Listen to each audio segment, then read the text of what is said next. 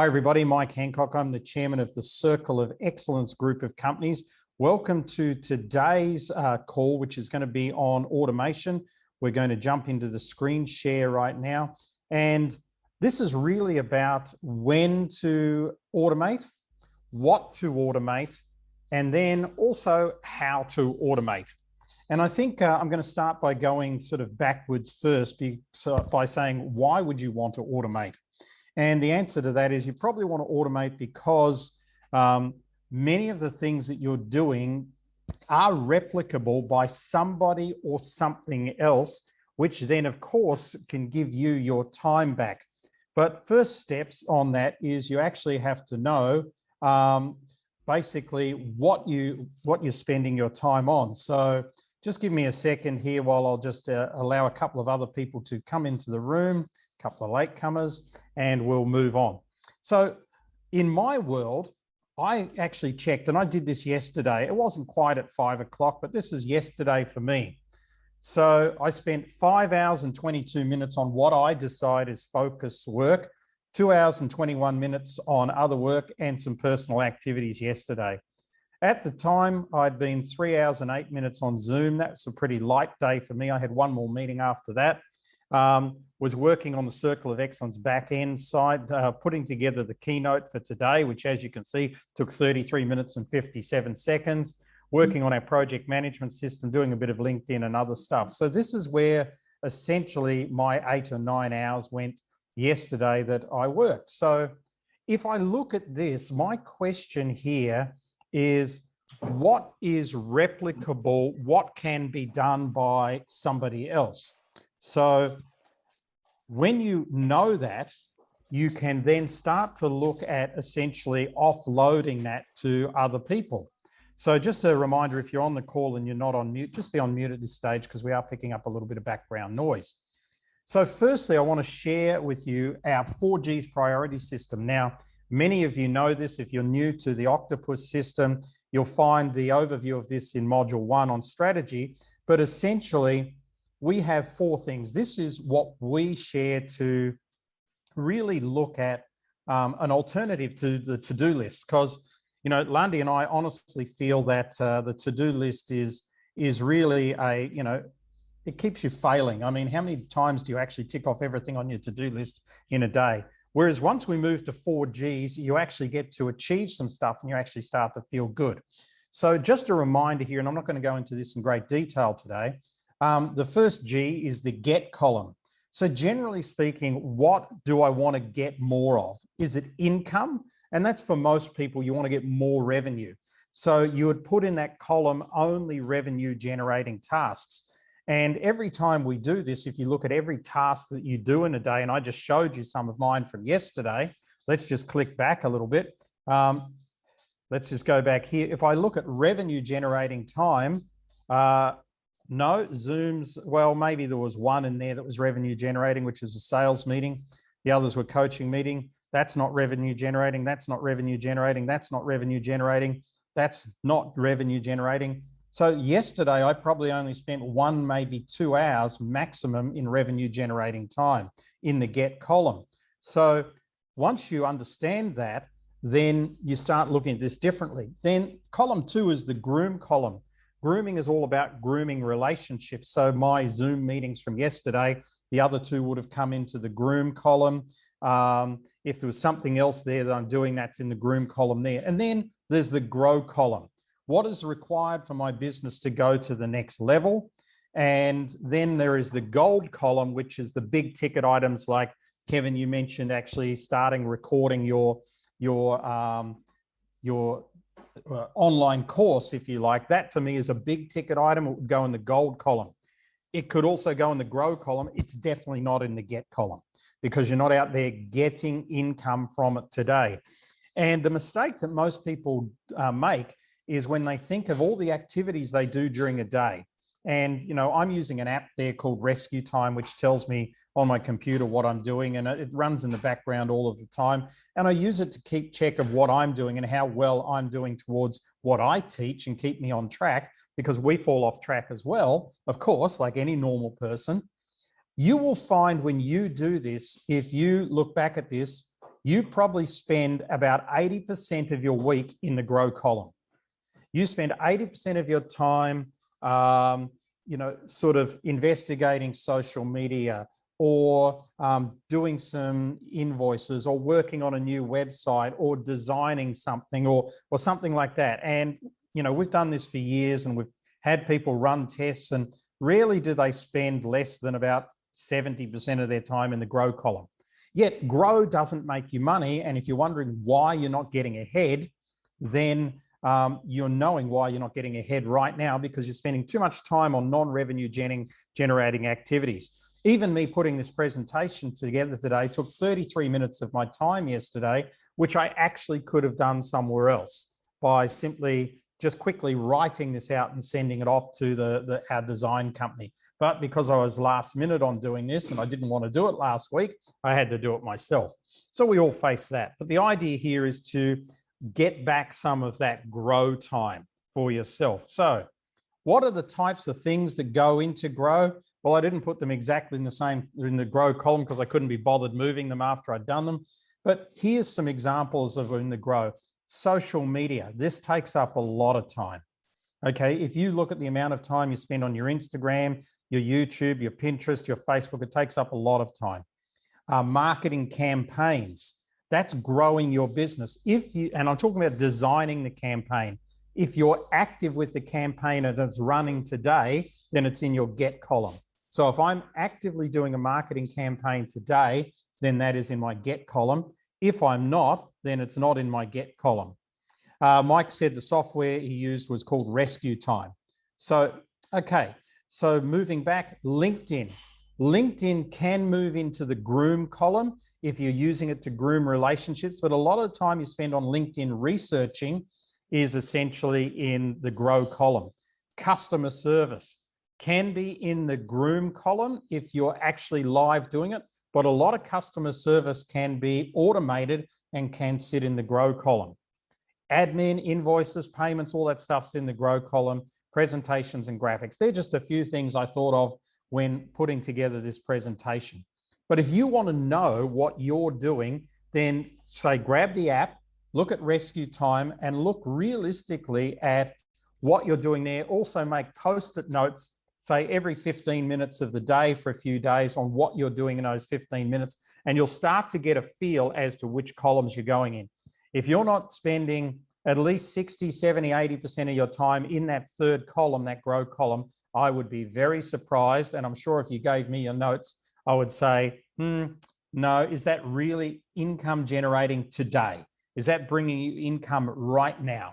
So if it's not, then it's probably going to move from the get column to the grow column.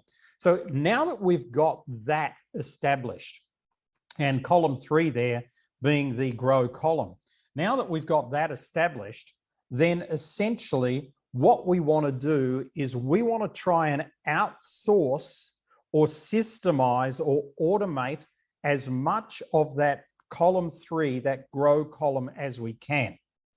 So Lundy and I tend to spend, and those of you like Mandy that have been around our environment for a long time know that we share this, try and spend 80% of your week in the get and groom column. If you do, you'll have a very successful business. And 20% of your week in the grow and gold column. I really try to spend Monday to Thursday in the get and groom column and Friday in the grow column if I'm working. So that's how I try and do it. That's how Lundy tries to do it. And that's what we would suggest to you. But it's not always practical because there are other things you have to do.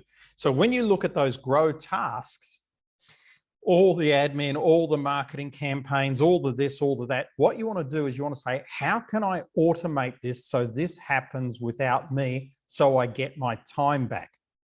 Now, you'll know you have your time back when you start to look for something to occupy your time. That's the test. So I'm finding this quite a bit lately where I go, my time on Facebook yesterday is a good example of that, where I go, oh, I've got half an hour before my next meeting. I've really got nothing I need to do. Let me have a look on Facebook and catch up with some people and do some likes. I haven't done that in a while. So you'll know you have your time back when you're able to do that sort of thing. So then what we want to do is we want to start with all of these things and we want to automate it. Why? Because let's look at your time. Let's look at your time that you use meeting new prospects. Let's say you have an average of 75 meetings a year because you're in some type of consultancy business. Let's assume that if you've got a retail store, it'll be in the thousands.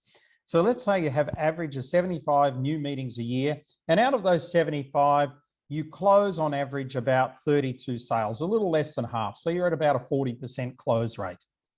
Last year, you made $142,000. So therefore, your average new meeting is worth to you $1,893 per meeting. That's exactly how it works. So if you could get rid of all of that crappy time that you spend in the grow column doing stuff that really you could outsource or automate, you could get your time back and you could spend more time doing more new prospect meetings, particularly if you smarten up your marketing so you've got a better trail of new people coming to you. So if you could do 2 new meetings a week, then you may be in so much better position than what you are now. In fact, on that basis, you'd probably make another $1,800 a week and double your income in the next 12 months. That's how important this automation stuff is, but we tend not to focus on it. So let's have a look at how we would do this in our business. So firstly, if you look at that grow column, if you look at all your post-it notes that you put in the grow column and everything off there, you could look at that and say, okay, let me first do a diagnosis, which is the D in DOME, okay, which is your tool for moving forward. The diagnosis could be, okay, how much time am I spending doing certain stuff? Not in a day, not in a week, but look at it over a month or more.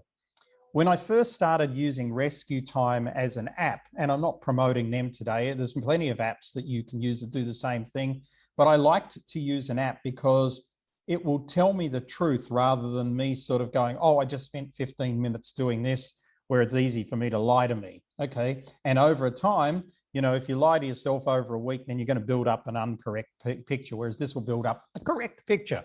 So when I first started using this back in 2015, I noticed that I was spending around about 43 to 46%. I can't remember the exact number today, about that in that range of my time on a weekly basis in design.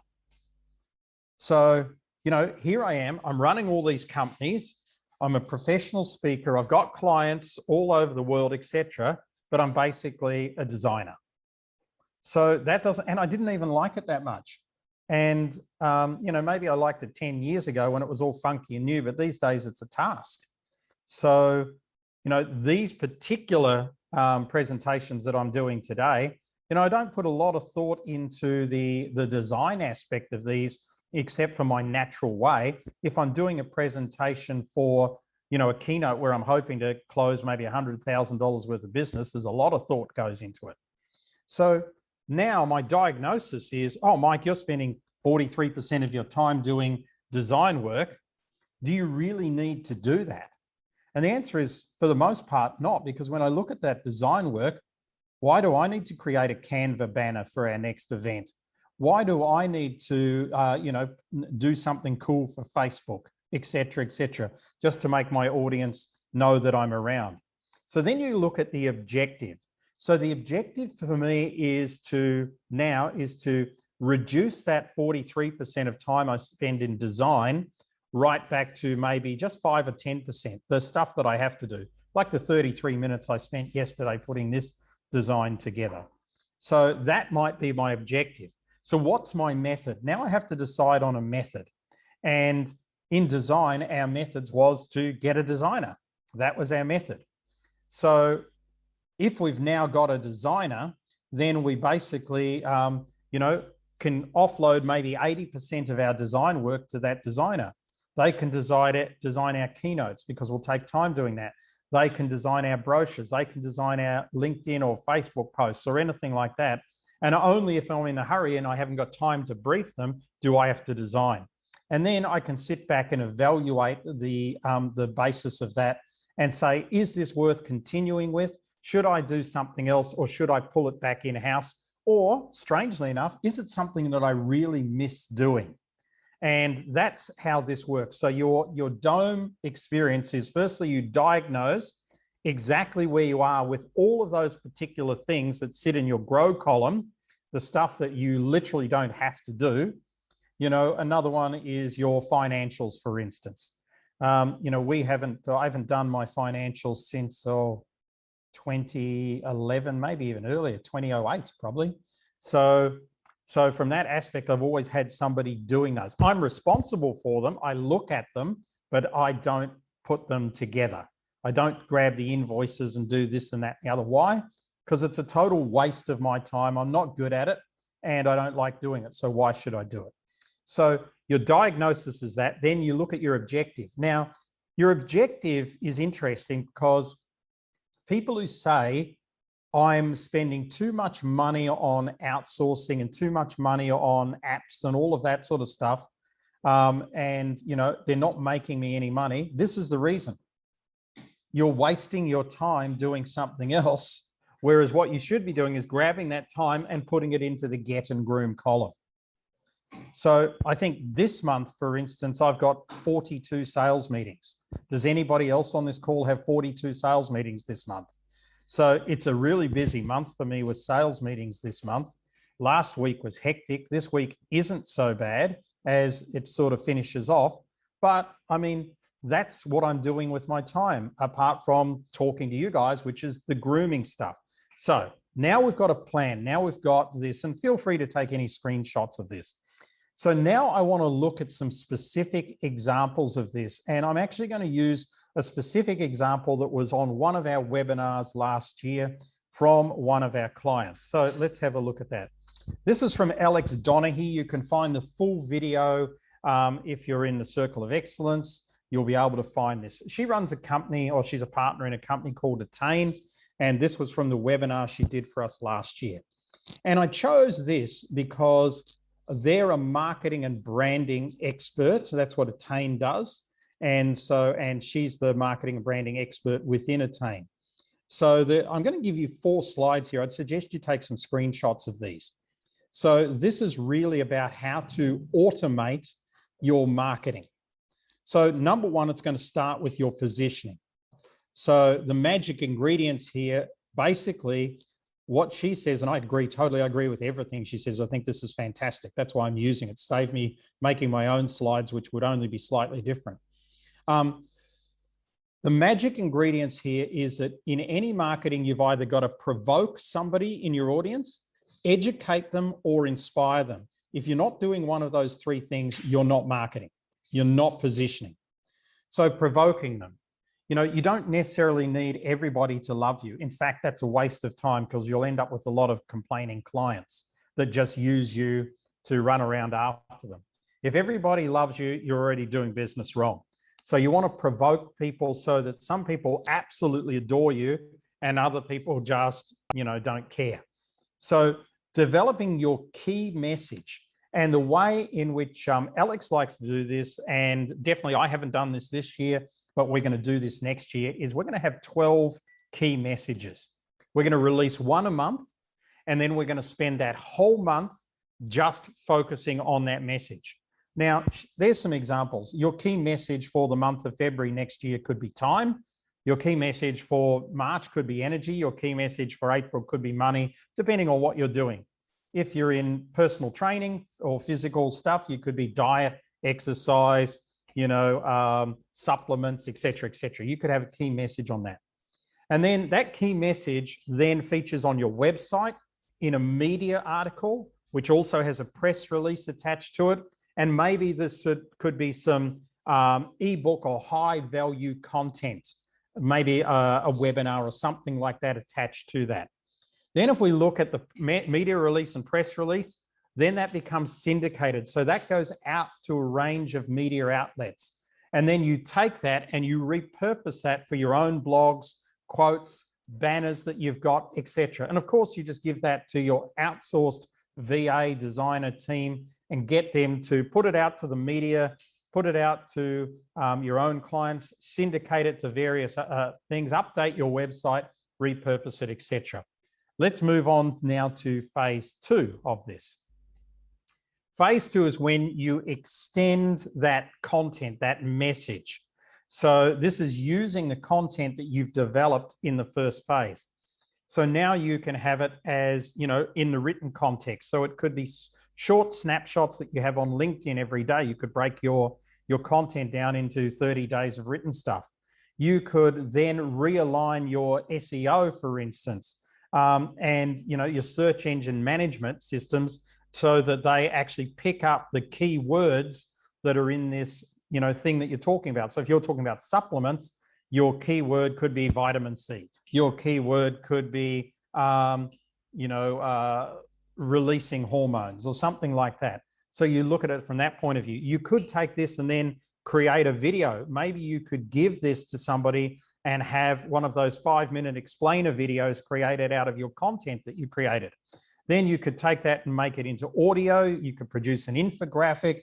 You could have some sort of motion that goes with that. And when I'm talking about motion, I'm talking about literally online motion with that. In other words, it can be a series of cartoons or something that goes along with storytelling. It could be music. There could be a certain piece of music that backs all of this up, that everywhere they go that hooks that together, or some other idea that you've got. So that way you can get somebody who outsourced to do that to actually recreate this. Now, if you're looking for somebody, we actually have a Circle of Excellence member based in Adelaide, Australia, Sally Curtis, and she has a business that repurposes content. And, you can find her in the Circle of Excellence thing. Otherwise, it's look at Sally A. Curtis on LinkedIn and you'll find her. Okay, so she actually does this for you. It's a service if you want it. So let's look at phase 3. So now we've positioned ourselves. Now we've built out our content. So now we've got to bait the marketplace. And we can do this online or we can do it offline. So online, we're going to specifically target people maybe through Google ads or through YouTube ads or maybe through Google for Business or some sort of organic search using our keywords. Maybe we've got posts that we go regularly on all those social media channels. Maybe we're going to do social sales by using LinkedIn Sales Navigator or something like that. Or maybe we're just going to use some sort of digital media to have high authority sales. In other words, take it directly to the marketplace. And then we're going to move that onto a landing page, which is very specific for that piece of content, which was, as you remember, supplements. So we're going to have a very special supplement landing page. And that will also link back to our website, which is more generic for us. Whereas if we go offline, we might do print advertising, some offline ads, billboards, that sort of thing, radio, push all of that to our website, podcasts where we're interviewed, push that to our website, and then everything goes back to the website. When you're on the landing page, left of this picture here, you can take them from a landing page to a phone call, a call to action to literally pick up the phone and book a meeting with you, or some sort of opt-in form or an ebook download or something like that. This would be a fairly typical baiting type strategy that you can automate. And I'll share with you some ways to do this as we go through this. Make sure you've got screenshots if you want these. And then phase 4 then is not everybody buys today, right? So unfortunately, most of us burn more prospects than we believe that we could because we simply don't have a nurture strategy. So one of the safest and best nurture strategies is retargeting. Where, as I said before, we're refurbishing our office that we bought. I was online on the weekend looking at some door handles. Now those door handles are appearing in my Facebook feed. So that's called retargeting, okay? So, and I'm looking at them going, well, I'm definitely going to buy those door handles, but probably not at that price. So that's retargeting. Then some sort of pathway or strategy.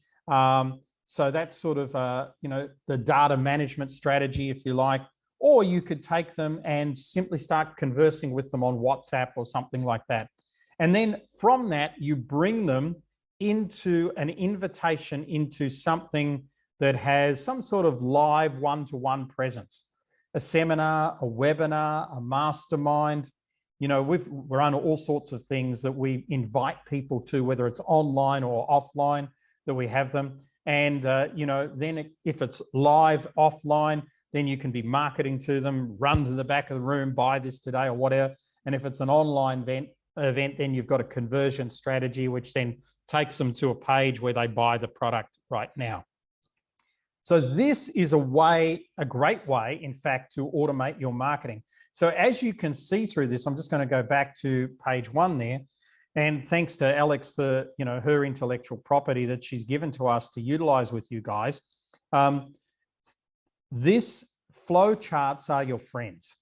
So whenever you're looking to automate something, it doesn't matter if you want to automate your design work, automate your marketing, automate your customer service or anything like this, getting a flow chart going is really a friend. And the way that I like to do it personally is, flow charts in the digital phase are sort of level 2 for me.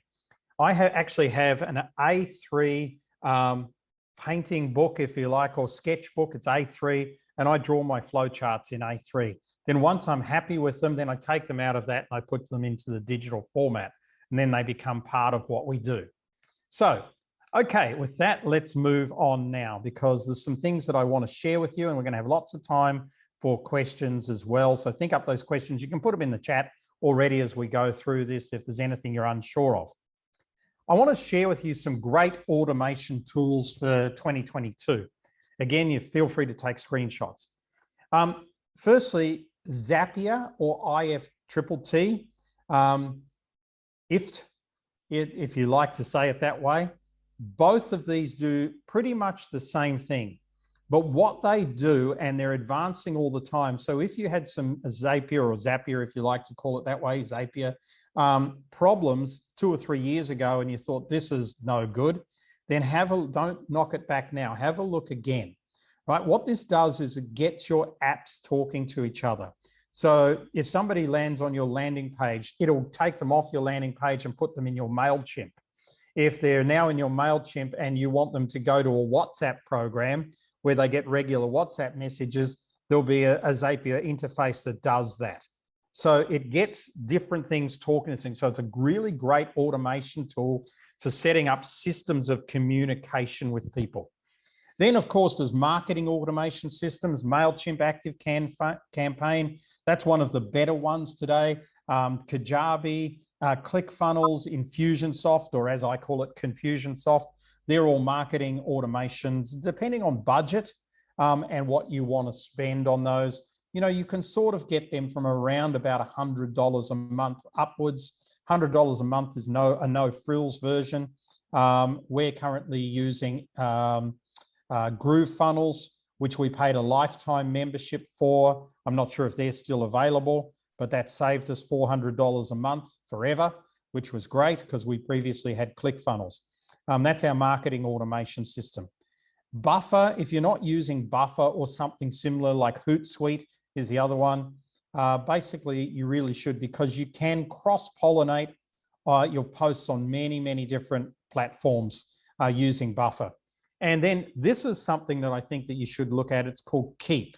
And Keep is a lead automation system that makes sure any inquiries that you have stay hot. So basically, if somebody's come through a website or a landing page, not only does it trigger, well, like normally you could have like a MailChimp that, you get 150 emails afterwards. It doesn't only do that. It'll involve things like chat bots and WhatsApp and different other ways and invites to things at certain regular things, depending on what happens. So Keep is pretty sophisticated in terms of, your lead automation and making sure that people think that you're really thinking of them, even though you've got nothing to do with it as you move through the process. Elmo, you've got a good one for marketing automation systems called EngageBay. Thank you so much for putting that up there. It's great that people are sharing these things. So I try not to bombard you with great automation tools for 2022, but these are ones that if you're not using any of these, or if you hadn't heard of them, take a screenshot and go and check them out, because they can literally save you quite a bit of time and pick up places where you're dropping a ball. Specialist assistance for 2022. So here's one. I talked a lot about design, and I think if you're using an app like Rescue Time and you're doing any sort of consultancy coaching or something, you might be surprised how much time you spend mucking around with designing. Now, Design Pickle or KIMP Kimp is slightly different than Design Pickle. They're both about the same price. There's about 5 other options in the marketplace that are any good. They're all around the 360, 370 to 420 a month USD figure. So it's not cheap, right? But if you look at that, for $4,800 US a year, you have a full-time designer on your team. So that's phenomenal. So, I mean, if you're a member of Octopus, Octopus was all designed on Design Pickle, right?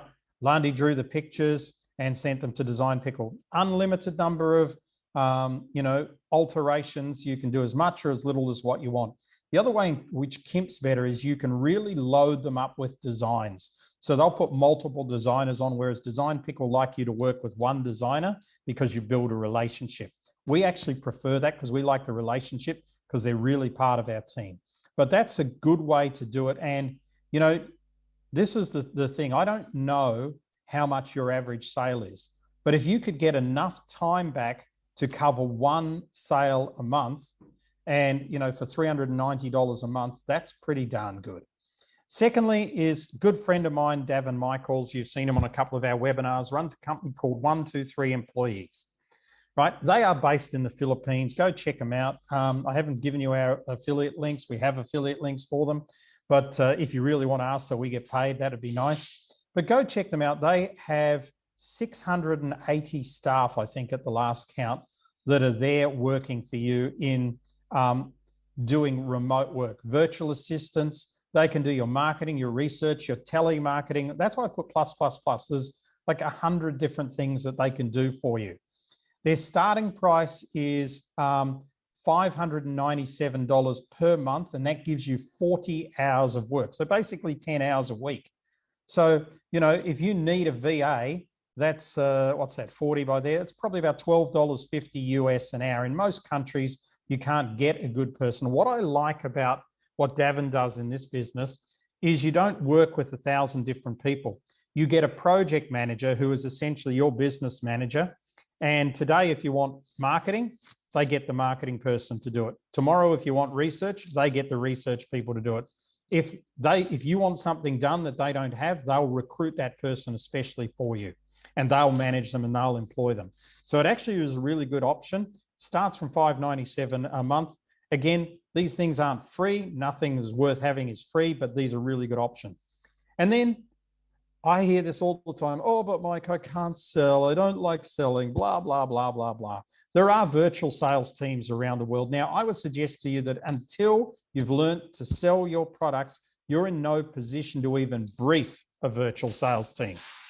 The one I looked at, because a lot of them don't have price points to them, you've got to actually do some quotes. And I looked at probably 10 different companies in preparation for this, but I found a nice company because a lot of these are in the tech space as well. Bold Moose. Now, they're probably quite American-based and, well, Northern American-based, but for $997 a month, they will actually start doing some sales for you. Now, yes, they want some commission as well, but this is their retainer figure where they'll actually get briefed by you who you want, go out, reach out in the marketplace, organize some interviews, and I guess it will be based on the number of interviews that you actually want. So it will be based on the price, and then there'll be commissions as well. So don't expect that for $997 a month, you're going to get $1 million in sales. That's not the case. You're probably going to be paying 25% of your sales to them. And in some cases, maybe a little more, depending on the level of your products. If you've got a tech product, like an app or something like that, it could be up to 50%. If you're in hard sales, like, I don't know, you're selling consultancy, it might be a lot less than that. So here's some specialist assistance that you can look for. And I would really suggest that, when you think about it, you've got admin that you need done. That can be done by VAs. You've got design work. That could be a VA or a specialist design person. You've got marketing and research that needs to be done. That can all be done through something like a 123 Employee. You've got maybe some direct sales that you need done. Maybe you need to expand your sales team so you can do that. So there's some very, very good option and for you. Okay, so with that, let's move on. I want to give you a very practical example. And this is just to finish off on some automation stuff before we get into questions and start throwing this around, which I wanted to leave a lot of time for today. This is how we do our social media automation. So we have 7 sites and we post on each of those sites once a day. So it's seven posts a day, 49 a week. So we do 49 posts a week. So this is what we do. Step 1, we review all of the potential websites for content and people that we love and the people that we respect and anybody who's in a space that we like. So some of you could be on this call that are actually on our list, and we review those. We aim for 100 websites, 100 individuals that we really like. So I'll give you a couple of them. We use Forbes magazine a lot, okay? We use Inc. a lot, okay? We use people like Matthias Gelber a lot on the environment, et cetera, et cetera. So, you know, then we make a list of topics and we generally try and keep it to months or weeks where we're talking about something. So January could be branding month, February could be sales month, March could be marketing month, et cetera. Then we brief our social media marketer who is outsourced. She costs us around about $250 a month, okay?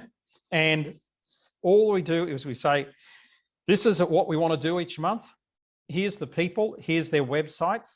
Go and find the right content for January on those things. And it varies depending on the business that we're actually doing. So January for Circle of Excellence might be branding. January for the Octopus might be sales, if you like.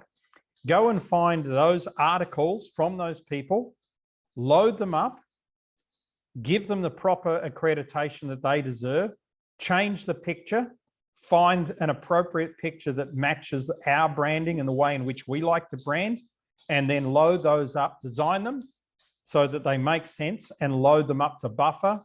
And then all we do is encourage people to comment, like, and share. So our average time for our social media automation per year takes us 1 day. 1 day of research, which we generally do mid-January before we come back to like serious work. And we set out everything for the year. And then the person is briefed just long after that. And then essentially from that, our social media just happens.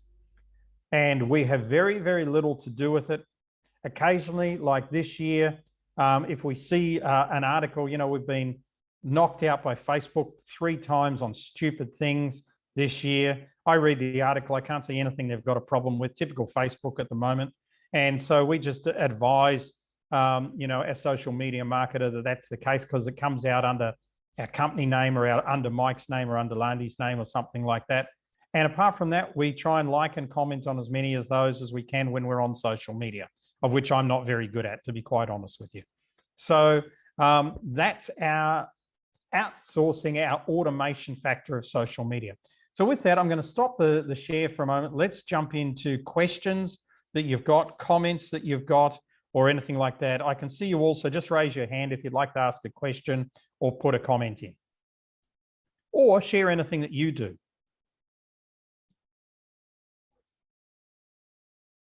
Colleen, how are you? Hello, very good, Mike. Thank you so much.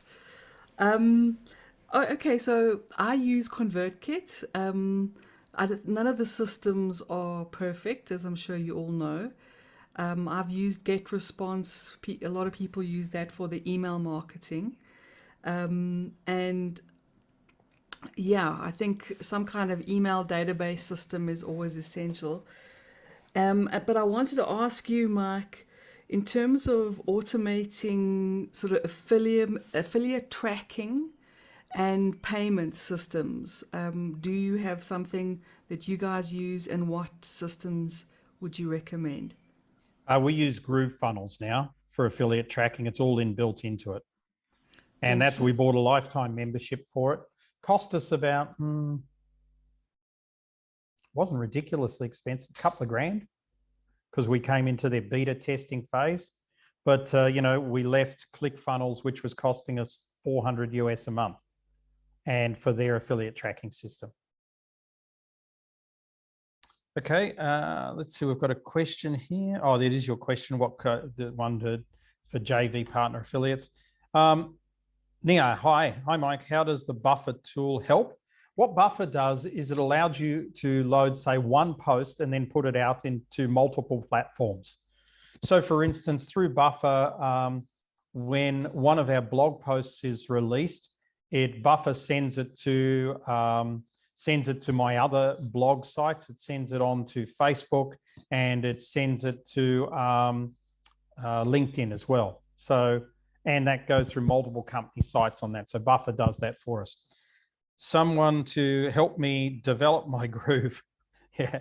So, well, the interesting thing with groove funnels, I just noticed recently, and I know, Luther, you're not asking that, but I know you're just being funny, but groove funnels just came out, I think, in the last couple of weeks, and they've now got a relationship. They've done a joint venture with Fiverr, which is really interesting, where Fiverr operatives are specialists in groove funnels.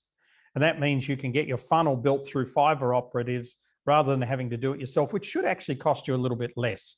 Although I'm sure as time goes on, that will become more and more. So that's a nice thing that you've got a resource there, because often once you get into, Infusionsoft and some of these things, they're not easy to work. They take a bit of time. There's a learning curve to them. And it's definitely a learning curve to groove funnels. So it takes a little bit of time. It's, as these things become more, it's like Webflow as a web page. I mean, all of our stuff's on Webflow, but it's not easy to use. So, but it's really robust to use. Okay, next question or next comment.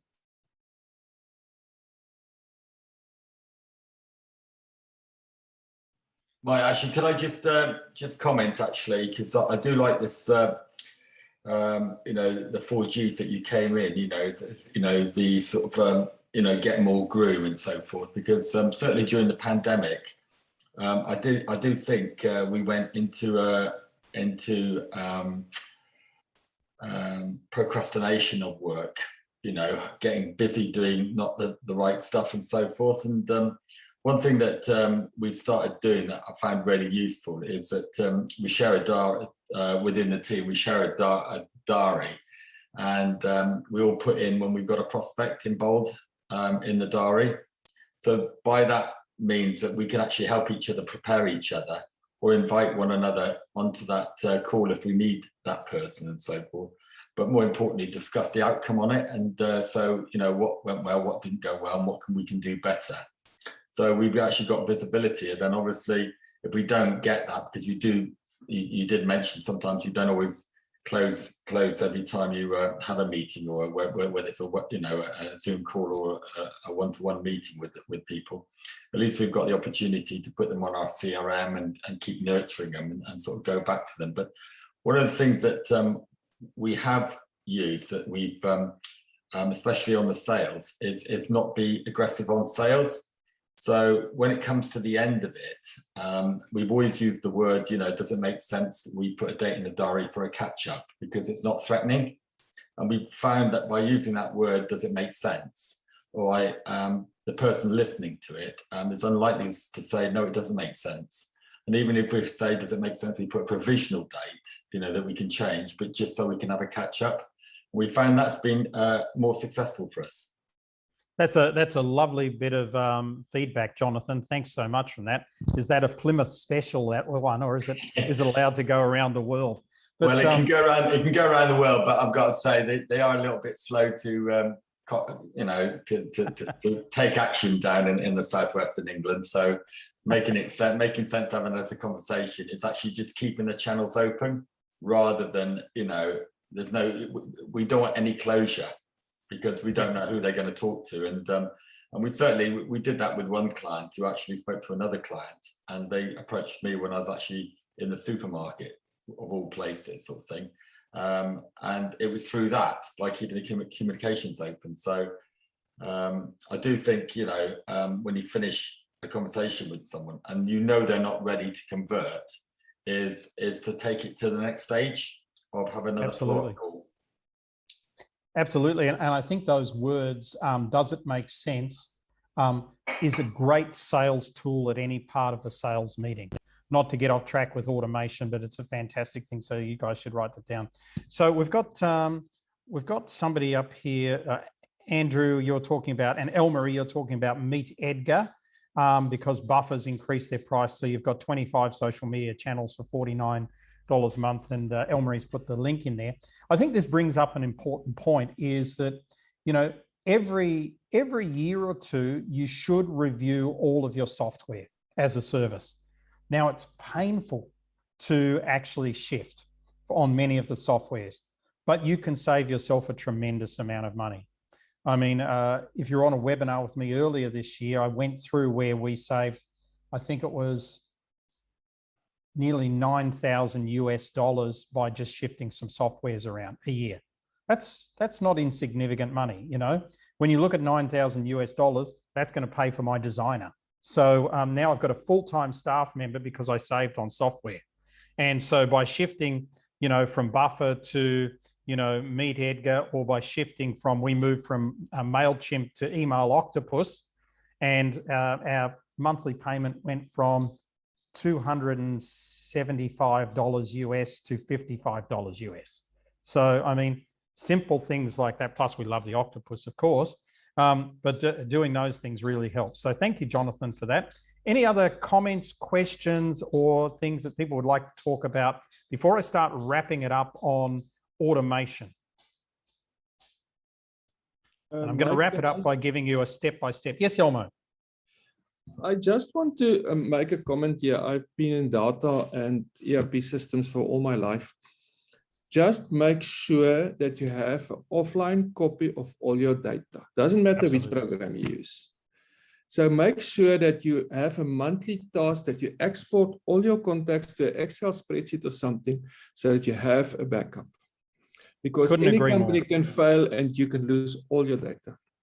Couldn't agree more. And thank you, Elmo. And also, Elmo's put in the chat, if anybody needs help with marketing automation, he's active campaign and Engage Bay partners and can assist. So you can find him on the websites there, Elmo Lombard, or you can send him a PM in the chat here. But this is a very important point that Elmo makes. And same with your social media. You don't own your social media, you rent the space. And in fact, if they don't like you at the moment, you get put in social media jail or you get kicked off. So we went it was this year, I think, started February, we went and got all of our contacts, which is 40,000 of them, off LinkedIn. And we had them shifted off LinkedIn. They had a process where you could actually do that. Then we outsourced to one of our friends who was fallen upon hard times in a country that's really being affected badly by COVID in the third world. And we paid him for 6 months. All he did all day was look up people out of those 40,000, get their email addresses for them. And then now we have an extra list of 40,000 people with email addresses, and we're just starting to invite them into our ecosystem. So we've gone online on LinkedIn, and we're taking them offline into our own list. And then, as Elmo said, we'll take them off our own list and get them in a spreadsheet that we'll put on our hard disks. We do the hard disk one annually, Elmo, and we move it to our own cloud backup basically every quarter. So I think that's really good advice. Well done. So let's start to bring this to a bit of a wrap up. Firstly, in order for you to be able to automate anything, you've got to start by knowing exactly where you are. So the 4Gs exercise, and if you want to do the 4Gs exercise, go to module 1 in the Octopus, or it's in module 6 in the Circle of Excellence, and do the 4Gs. And then you'll know where you're spending your time that's not really adding to your business in terms of getting you money and revenue this week, or building relationships that can get you money next week. And I can promise you, from years of experience with tens of thousands of you and me and our teams, we're spending most of our time in areas that don't matter. So once we know what those areas are, then we've got to look at those areas and say, which of these areas can we possibly outsource or automate? And which of them do we love? Okay, so for instance, if you love doing your Facebook banners and it gives you the greatest joy in the earth, then don't outsource it, just keep doing them. But anything that you don't love, start to look at a process or a system. Now, in preparing for this meeting, one of the things that I did is I Googled top 25 automation processes for small businesses in 2022. Okay. Now, what that does, which I didn't really use any of the data that I got there because I didn't feel it was relevant to you guys, but for some of you, it is relevant. And I'm telling you this because if you're in any sort of tech business or relying on any sort of high-tech systems to do stuff, or you're in the internet marketing business, then you probably want to go and have a look at what's up and coming and what's coming new by doing some Googling, because there is some really, really good stuff out there now that can really help you, especially in the augmented intelligence field. I don't believe in AI because it doesn't exist. There's only augmented intelligence and not artificial yet. So with that, what else have we got? Any final questions from people? And then just go and do a dome on what you said and go and diagnose it, set an objective, select a method, trial that method for 3 months, evaluate the method, and then shift. You don't knock out all of your processes at once. For instance, when we moved from ClickFunnels to GrooveFunnels, and we did the same for a couple of other things, I can't remember what they were, we literally paid $9.95 to hold all our data and all our information on ClickFunnels. So it's like taking a holiday. And then after about 4 months where we went, okay, we're never coming back, then we stopped paying that. But if we had have gone, oh, we can't just wrap our head around this, or it's too difficult, or it doesn't do this, and we didn't realize it, and it's one of these things we actually need, we could have literally gone back to where we were and picked up. So trial something first if you can, possibly before shifting. Any final questions or any final things? Let's look for some hands up. No?